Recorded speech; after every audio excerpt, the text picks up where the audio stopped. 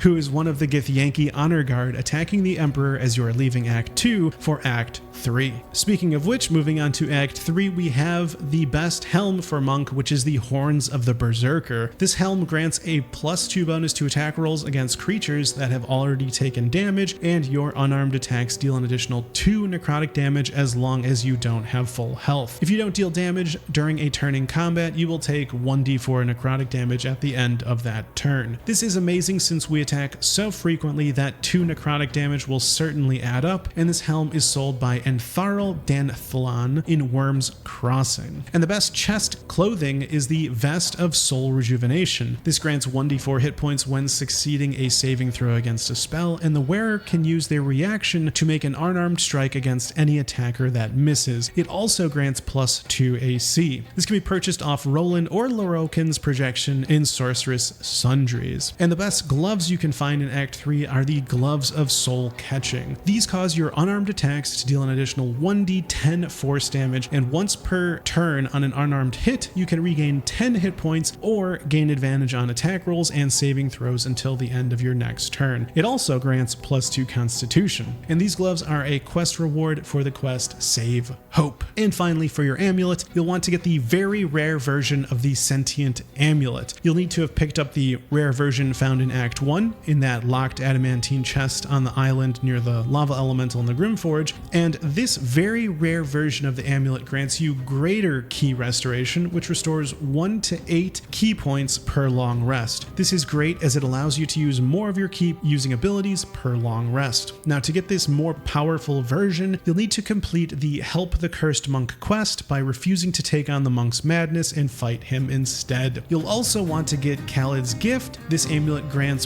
+1 wisdom and can be useful if you're 1 point away from 20 wisdom, and it can be found in a display case in Jaheira's basement. And next up, since this build relies heavily upon soul coins, here are the locations of all 19 of them: 5 in Act 1, 4 in Act 2, and 10 in Act 3. They last until long rest, so you have enough to last your entire playthrough. You can find 3 soul coins hidden within the Dank Crypt. The Dank Crypt can be found beneath the chapel entrance. Once inside, if you head right, you'll find one inside of a sarcophagus on the western side of the room, and there are tons of traps in that room, so you'll want to tread carefully, and even precast guidance so that you can perceive all of their locations. Once you enter the other room in the Dank Crypt, you can turn left immediately and find the room with the Book of the Dead Gods. Inside the sarcophagus furthest from the book, you can find the second soul coin in the Dank Crypt. And the third and final soul coin that you can find in the Dank Crypt is inside the sarcophagus that Withers comes out of, opened by pressing the button on the north side of the Dank Crypt. The next soul coin you'll find is actually in the Grove. At the top of a hill inside the Druid Grove is Nadira, and she carries one. She can be coerced or persuaded to give it to you if you save her from a bugbear assassin, or you can loot it off her corpse. Either way, she has the coin we're after. And the fifth and last soul coin in Act 1 is just sitting on the ground on top of the Toll House at the Risen Road, the very same building the so-called Paladins of Tyr are hiding out in. In Act 2, there are 4 soul coins. You'll find one hidden within the basement of the Wraithwind Toll House. You'll need to lockpick the DC 15 heavy oak doors and then push the button on the west side of the basement, which reveals a hidden room. Within that hidden room, on the table, is our 6th soul coin. And 3 soul coins can be acquired from Lan Tarv, the bugbear trader in Moonrise Towers. If Karlach is in your party, which I'm assuming she is if you're after soul coins, then you can be given these for free for the cost of listening to the stories of each of the souls within the coins. Otherwise, you can just purchase them from him. Moving on to Act 3, there are 10 total coins that can be found. The first soul coin you'll run into is in the lower city in a building called Nortail's Hostel. Just enter and go up the stairs, and it's inside the very first chest at the top of the stairs. You can break it and steal it without much fuss from the residents. And the next set of 3 can all be found inside Pear Tree's home, located here on the map. The first one is inside his mailbox, found at the entrance to his home, and the other 2 are found in the basement within a strong box. Now, to get into the basement, you'll need to enter through the hatch beneath the traveler's chest. Once down there, you can open a door leading to a second room that has the strong box in it. A key for both the hatch and the strong box can be found on the first floor, otherwise you can just lockpick them both. And the next soul coin can be found in Philgrave's mansion. You can lockpick your way in using the west entrance. Once inside, go up the stairs and go through the locked door. Inside, you'll find a pile of viscera on a table, and inside of it, a soul coin. And for the last 5 soul coins in the game, all 5 can be found within the House of Hope, near where you encounter Harleep, and you can find them inside Raphael's safe by pressing the button underneath the portrait. Within the safe are the last 5 soul coins, and with that we have collected all 19 soul coins in Baldur's Gate 3. And that's the open hand monk build. Like if you liked it, and subscribe for more Baldur's Gate 3 videos. Thanks so much for watching, and I'll see you in the next video.